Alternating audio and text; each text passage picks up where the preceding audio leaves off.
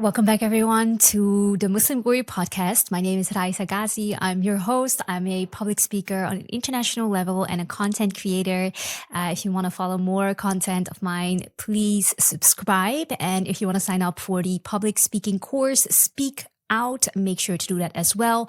You can enter your details in the website www.speakoutcourse.com. Today we're talking about Muslims in India, and I'm really excited because this is the second part, because the first part was last week.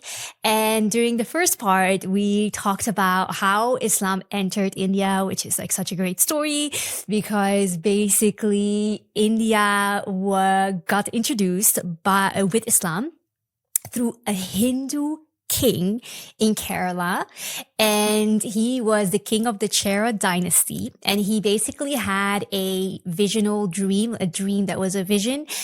He went to Mecca and he met the Prophet, peace be upon him, and he converted to Islam, and he actually decided he would build the first mosque in India, which was in Kerala. It still exists, and it was built in the year 629. He did not end up seeing his own mosque because he died when he traveled back from Mecca to India. And basically his family did, continue his work, or like someone did build his mosque because he sent letters back home saying that they had to build the mosque for him, and they did. And so it's called the Cheraman Juma Masjid in Kerala. It was built in the year 629, and you have to see it. I mean, I have to see it. What am I even talking about? You have to see it. I have to see it.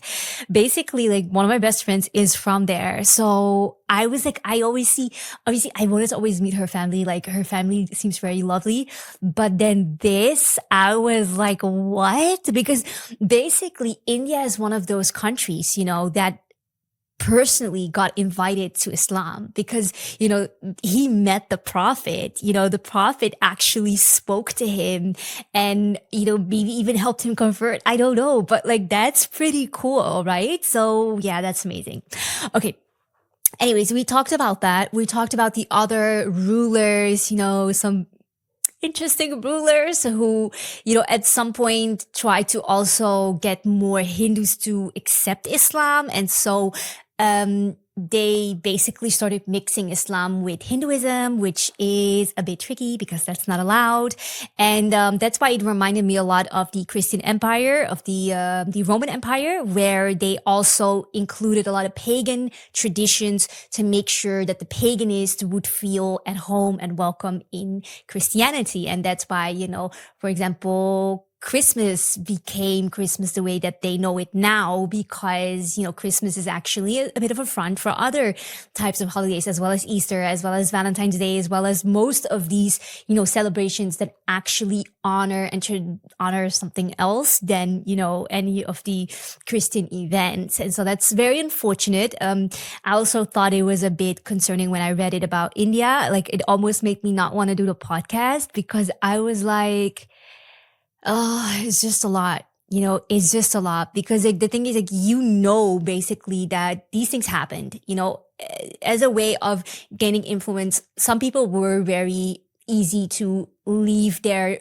beliefs behind. I mean, that it's nothing new in the world.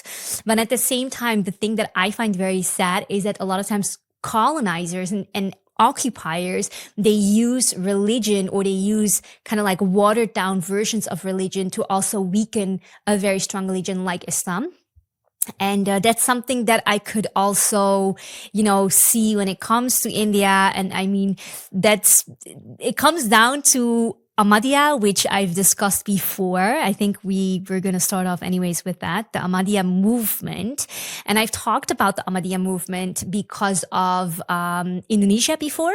And so Ahmadiyya movement is actually this sect that's not considered Muslim anymore. Like, I think there's been a moment where it was decided like they're not Muslims.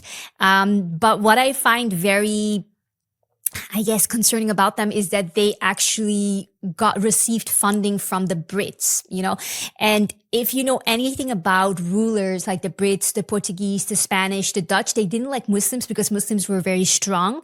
And so for any of these colonizers to fund Muslims, you already know, like, that's bad news. Like, they will never fund Muslims. It's just not going to happen unless there's like a trick, you know, behind it. And so that's the thing with also this Ahmadiyya, like the founder of it, his name was, I think, Mirza Ghulam Ahmad.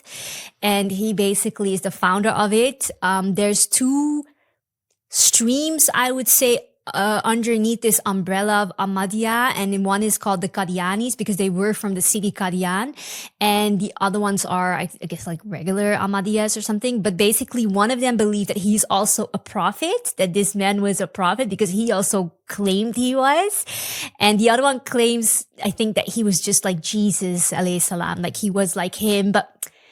Either way, bad story. And like, there's many, you know, even on their websites, their official websites, there's many stories of how he treated people, which was like, it was pretty concerning. You know, like if a woman didn't want to marry her, he would like basically curse their families and just talk very badly about them and predict like bad things, like as if he had the power also to predict, you know, events in the world, which even like the movement that doesn't believe he was a prophet should be really alarmed at the fact that he was predicting world events based on his interests. That if someone didn't like him, that he would say, well, then you're gonna die. Like, that to me is a bit like scary. But he was actually funded by the British. Like, this is well known. And even though people try to deny it, like, it's usually also written on their official website, I guess, because this is, you can easily find this. He was being funded by the Brits. And the reason why is because he was also working together with them, during some of these wars. That's very well known for these, people. And so they were, you know, assisting by giving them, you know, soldiers. I guess there was also, I guess it was soldiers. Provided 50 mounted soldiers to fight against Indian revolutionaries. So you have to understand, this guy who claimed to be a Muslim, he was actually helping the British also fight other Muslims, which doesn't make sense. And they were granted like a pension for that for the rest of their lives. They were getting money for that. And, you know, in countries like the Netherlands, like the biggest mosque there, no, the first mosque there was one of these mosques. And then you already know enough, you know, like, I don't think the Netherlands would have ever allowed it if it wasn't this mosque. Same goes with London. Like, I guess the biggest one is that mosque. And you have to ask yourself why they would allow that. I mean, their headquarters are located in Israel. So, I mean, that to me, if there's anything you need to know, I mean, I feel like it's that. Many people, however, support him. I understand it's a huge movement worldwide. This just made me sad. Honestly, these type of things just make me sad. It's the people who start adding things. And he was also someone who was like he was very outspoken against people who fought in jihad. And I think that was the reason why he was connecting really well with all these occupiers, you know, because these occupiers obviously don't want people to fight back. They want them to be docile. They want them to be agreeable and submissive. And he was saying, yeah, basically you cannot fight back against anyone who's taking your country. And that's why these countries, like, I think Western countries, feel very attracted to this way of thinking. And it doesn't really suit, I feel, you know, the spirit of justice, because like the Brits, the Dutch, I mean, the Spanish, they are all known to be very brutal occupiers. And so for someone to side with them so easily for a little bit of money, it's a bit questionable, you know, because at that time, the Hindus and the Muslims in India were definitely being oppressed. And I talked about it last time as well. You know, they were causing divide in terms of religion. Like, they were, you know, making sure that the Muslims were politically alienated from the Hindus, and that was not the case previously. People were mixing more than at that until that point.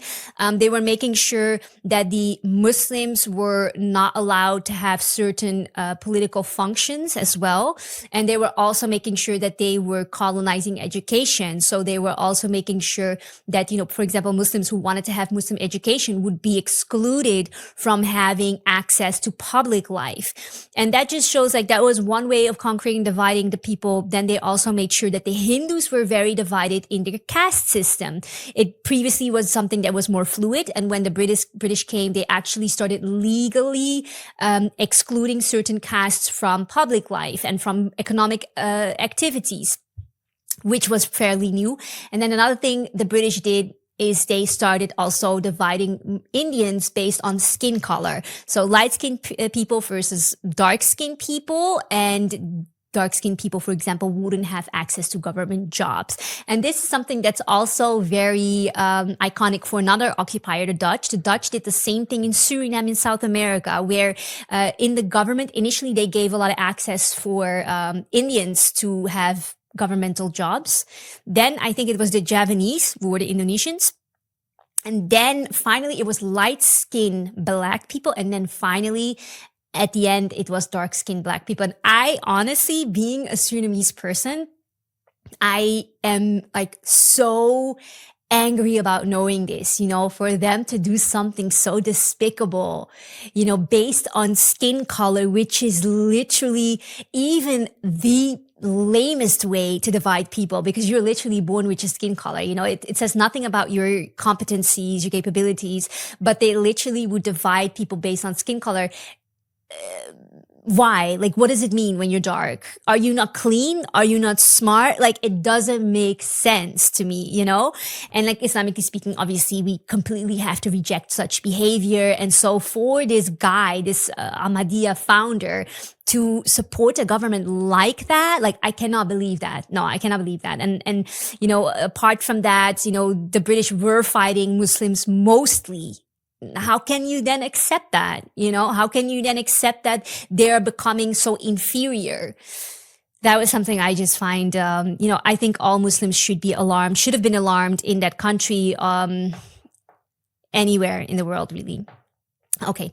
Anyway, so that is the story of, you know, the founder of this movement. Then finally, I want to talk about some more recent developments in the country. And the first one is, you know, the use of media against Muslims. I mean, this is not something new, but basically the Brits use literature, they use TV, they use radio, they use any type of media to make Muslims look extremists and dangerous, to amplify bad behavior and to pit the Hindus specifically and the other religious groups against the Muslims. Like, that's something that's been, you know, proven over and over again. And, you know, making sure that the Muslims were seen as the other. And that's why we have today the situation that we have in India, which is pretty despicable. And I'll go into that a little bit further.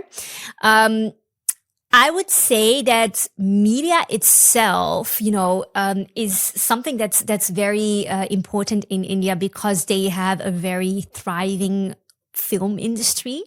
And so Bollywood, and so in my opinion, like, I do not like Bollywood movies. I think they're very long. I think it's a waste of money. And no, actually, I think they're a waste of time. Forget money. Like, money, they're actually kind of cheap to watch. But, it's time. Like, you cannot pay for that time to get it back. Like, you will never get it back.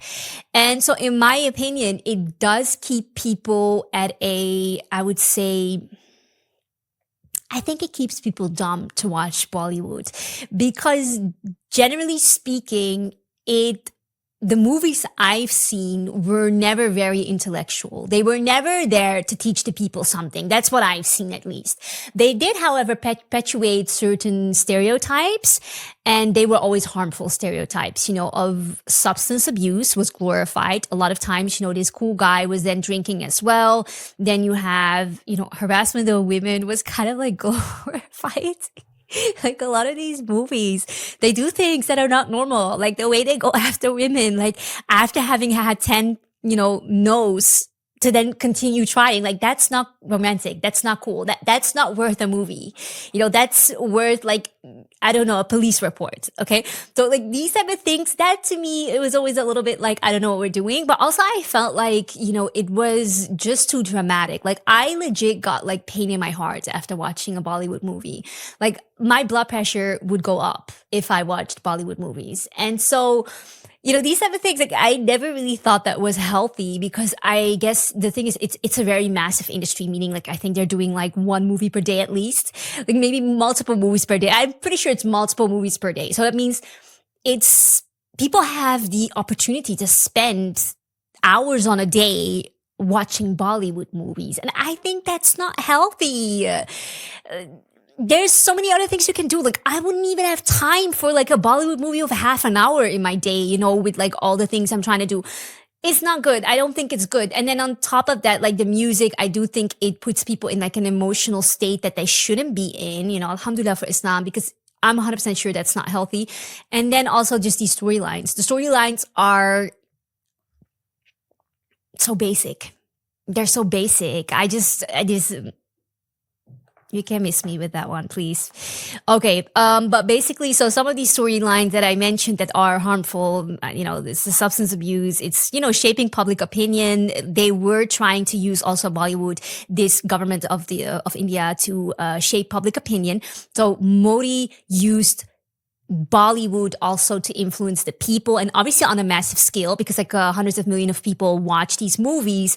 And if you're then gonna plant this seed in people's minds of like, this region of people is really bad, these groups of people are like very extreme, that's going to have an effect, right? And so that's something that has happened. I think there was a movie called The Kashmir Files and Article 370.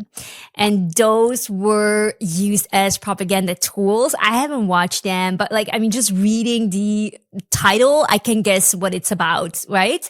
And so this was used to also disseminate like a Hindu nationalist party agenda. And, so Modi's contribution to anti-Islam hate is actually pretty substantial, and we're going to get to that. That's not something that's just like, oh, it just happened here or there. It's like, it's huge. Okay, just to get back to Bollywood, another thing that they say what's really, harmful about Bollywood is that they try to simplify very complex issues, keeping people again in a state of ignorance. Like, they're not really giving them enough information to understand things, which also keeps them docile. And so to me, I was immediately like, wow, that sounds like something an occupier would do. But sometimes it's not just these occupiers who try to keep the people in a state where they are actually not doing well. Sometimes it's even our own people who do that. So that's something I felt like really sad to read at. Okay, anyway, so the thing that they do a lot is the toxic masculinity, harassing women. But then there's also the exploitation of women and objectification of women. I mean, if you look at India, there's a lot of these stories about, like rape stories, like very brutal rape stories, and like just women not being safe. I think like one of these issues they have is that a lot of people don't have access to toilets. That's huge problem in India. But then another problem on top of that is that when women have to use the toilet, especially when it's dark, it's actually a big hazard for them, because they have a lot of chance of also being assaulted then. To me, one issue with Bollywood is definitely the objectification of women, because I think in a society that generally is pretty traditional, people are expected to just get married and then stay with that person forever, not get divorced, not really date. I think to be exposed then to women who are so half naked for like several hours per day, and like women who are not just half naked, they're super beautiful, incredibly beautiful, massively beautiful. I was going to say, these women are gorgeous, but then they're also half naked. They're also wearing like very flashy clothing, very like sexualized clothing, behaving in a way that's very sexualized. And I'm just like, I don't think that's really healthy in a situation where people do not have access to then, I guess, live the way they want to live. And I think that might also lead to all these issues with the exploitation of women and the danger that women live in there. I think that's something that's very it's concerning. Okay, but then also another issue that's mentioned about Bollywood is there's a lack of mental health representation. And there is reinforcement of social biases, also like one of those things, the colorism, in Bollywood, you will not see a woman who's like brown, dark brown, and then be like the leading lady in that movie, like this colorism that definitely has been amplified by the Brits as a colonizer it's alive and kicking, in India. I know for a fact, even this morning, I was like watching this video of a girl, like she was like really eloquent, the way she was speaking and everything. And then she was like, yeah, I get like so many comments talking about how ugly I am because I'm dark. And she was like, she had a beautiful face, but she wasn't white, And then I'm like, what is wrong with these people? Yo, that's crazy. And I guess that's really still alive and kicking. I mean, even the caste system nowadays, there's like talk of the caste system actually migrating from India to Silicon Valley. Like that's how strong it has become. Again, the Brits came there. They actually legalized this caste system. They didn't say stop this nonsense. They didn't say that. They didn't say like, hey, from a perspective like a very civilized country, let's stop this nonsense. They were like, no, let me legalize that and use it against you. And then for Indians to still use it today, like it means that your mind got colonized. Okay. Your mind got colonized by the Brits. They left, but you're still colonized. Like that's why you're making fun of dark women. That's why like in Bollywood, there could never be a leading actress who's like dark brown, which is actually a really beautiful color, by the way. So anyways, it's problematic. It's problematic and people need to take a stance on that. People need to talk about that. And I think they do nowadays. I think the younger generation does, but it's still alive and kicking. Like I think a lot of women of Indian descent, they really suffer online because of this. Okay. So one thing that also happened, by the way, is that the glorification of on-screen violence actually also came into real life. Certain movies, I didn't know them. Like Dar is one of them. It was like about an obsession with a woman that inspired many people to actually start stalking women in real life as well. Then there was a movie Bunty or Bubbly. I think I know that movie actually. I don't know who's in it, but anyways, it was about crimes and it inspired people to like commit crimes in couples because it was a couple who was committing crimes. And then there is a movie called Pushpa, which is the glorification of smuggling and rebellion. And so basically young people were also trying to do the same thing inspired by this movie. Tere Naam 2003. It was about stalking also. And this also made people, stalk women in real life because they were inspired by the movie. I mean, I cannot that's crazy. Okay, anyways, I have a few minutes left. So I want to talk about two topics, the current anti-Islam hate in India. And I want to talk about their use of online strategies to also, spread more Islam hate. So basically, in the past year, there's been an increase of 74% in Islam hate speech against Muslims.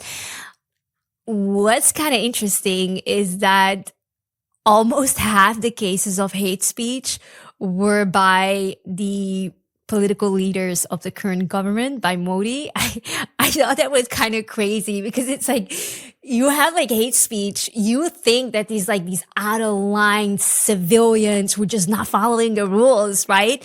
And then it turns out that those were actually by the government itself, most of them, like half of them almost. Like that's kind of crazy. Like that's not like, it wasn't incidental. It wasn't one speech where they said something wrong. I was like, I don't know what to say about this guy, but it's funny because he also aligns with very, I guess he's very much aligned with Israel, right? And the US, I think he's very aligned with Trump. And so this guy is just like, he doesn't really care about I guess harmony or peace within the country, for people to be all welcome. I mean, 250 million Muslims, that's crazy. That's a lot of Muslims. Let me check. I think I read it today, 250 million Muslims. How many Muslims in India? Actually, it says something else, but Wikipedia is not very trustworthy. Ah, no, actually, it says in Al Jazeera, I find Al Jazeera very trustworthy.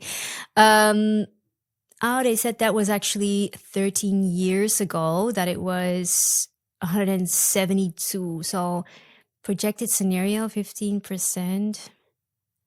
Anyways, it's a lot of Muslims, okay, to be like having those against you. I find that very interesting. So yeah, what can I say? Modi is just like I don't know what his deal is, but it's definitely not protecting all Indians. And I've seen like many of these interviews where they're really just like saying crazy things. It's not normal. Yeah, so hate speech, were most hate speech in general in India is like directed towards Muslims. So it's more than 98% of hate speech in general is just targeted towards Muslims. And then social media is like a huge platform for it, right? Because some of these speeches done by these political figures were actually broadcasted on social media. So that means it can reach millions of people. Even if there's like 15 people in a room and you're saying something hateful, it ends up reaching millions of people. Okay, so that's something I do find interesting. Okay, so another thing I wanted to discuss about India as a country is that they are known for having like these online cyber farms where they employ like thousands of trolls to spread hate on the internet. A huge part, I think it's more than 50% of all online hate against Muslims is actually being spread by India. I thought that was kind of odd. Like that's a lot of effort, to make against people. Like I think Muslims are generally incredibly hated. And so for such a large chunk to originate from India, it says a lot about the country, because like who's funding that? Obviously it must be the government. And yeah, I thought it was interesting. So like there's several things these online farms do, and I'm gonna read them for you. Okay. So first, a lot of times one of these people working there, they have multiple accounts. Okay. So they're running multiple accounts to spread as much hate as possible. Some of them are pretending to be Muslim, by the way. So they'll say things about Muslims under a Muslim name to really confuse you, and also to weaken our ummah, because it really, also from my perspective, to see a Muslim talk badly about Muslims, to me, that's more hurtful than a non-Muslim talking bad about Muslims. Like, I don't know why, but I feel like that. But now I know that it's usually not Muslims. Like I'm like mega suspicious of people. Yeah. Like mega suspicious. If I see someone talk badly about Muslims, I'm immediately checking it out, thinking, like, I think this might be, a bot or something. And sometimes I just try not to look at it at all though. But if I do want to check it out, I make sure that, I check if it's actually a Muslim, because a lot of times it's not. Okay, then a lot of them, they also actually run accounts against Muslims. Like, I think you need to know that. Like, it's not just making comments. There are certain accounts only spreading hate about Muslims. I've seen that. Okay. Then I think they're coordinated. I think this is the thing. I think they call each other. If it's not the same account, I think several people can call each other to attack a person. I think I've seen it in some of my, images or like some things I posted, that there's like, it's like a huge influx of hate. I'm like, that's not natural. Like, there's no way this happened naturally, so that's another thing. I think they make up things, or they perpetuate stereotypes, right? So they'll lie about something, but they also just make sure that the same thing is being repeated all the time. And they try to manipulate the algorithm. They try to say certain things a lot, use certain hashtags to make certain topics trending. And I think especially if something negative happens in the Muslim world, they'll be the ones to try to make it trend, And, one of the worst outcomes is that it also leads to more violence against Muslims. I've said it before about the Netherlands. In the Netherlands, particularly, most religious violence, it is applied against Muslims, and specifically Muslim women. And so these trolls, they contribute to that for sure. And so the thing is, I always say this online. I always say this, like, that's why I absolutely will never spread negative news about Muslims, because we have like entire farms of trolls being funded by governments to speak negatively about Muslims. Like India itself is funding more than 50% of the hate spread against Muslims online. And so if you're looking for someone to say something negative about Muslims, like it's just not going to be my account. It will never be my account. And, if you're craving like some negative news about Muslims, like there's a million accounts you can choose from, but it will not be my account. I keep saying that it will never be my account. I don't care. I will always speak positively about Muslim countries, about Muslim populations inside non-Muslim countries, about the history of Muslims, civilizations that lived before that aren't even here anymore. I will always speak positively about them. So, and we should, as, if you're part of a community, if you're part of a community, if you're part of a country, if you're part of a society and you want to uphold morale, I do think it's very important for people to feel good, for people to feel united, for people to look positively to each other. I think that's how you really inspire change. And I don't think it is by bringing each other down. And I think you need to also recognize that the strategy of a lot of these colonizers is to actually make people hate each other. But Islamically speaking, like I don't speak that language. Like I do not speak that language of hate. It's not part of my religion, so I will not try to change the world by doing that. I will always try to change the world by speaking positively about fellow Muslims. Like that's just what it's going to be. Okay. On a final note about Muslims in India, I'll just say this. First of all, like it's just incredible, to know what I know about Kerala being like the first place in India to accept Islam, to have their first mosque, to be acquainted with the Prophet, peace be upon him. Like that's incredible. Like that's something I'm just like super impressed with. Another thing I'm really impressed with is they actually have 6 lakh mosques. I didn't know what lakh was. Like I had to actually call my friend and ask her what it was. Lakh means 100,000. They have 600,000 mosques in India. Can you imagine that? Like that's crazy. When I learned about that, I was like, what? That's so cool. Like, I guess they have like loads of mosques and, like 600,000 is a lot. And, mashallah, that's really incredible. And so, as a final note, I just want to say there's good and bad in every country. India has many good things. India has, unfortunately, also more negative sides nowadays.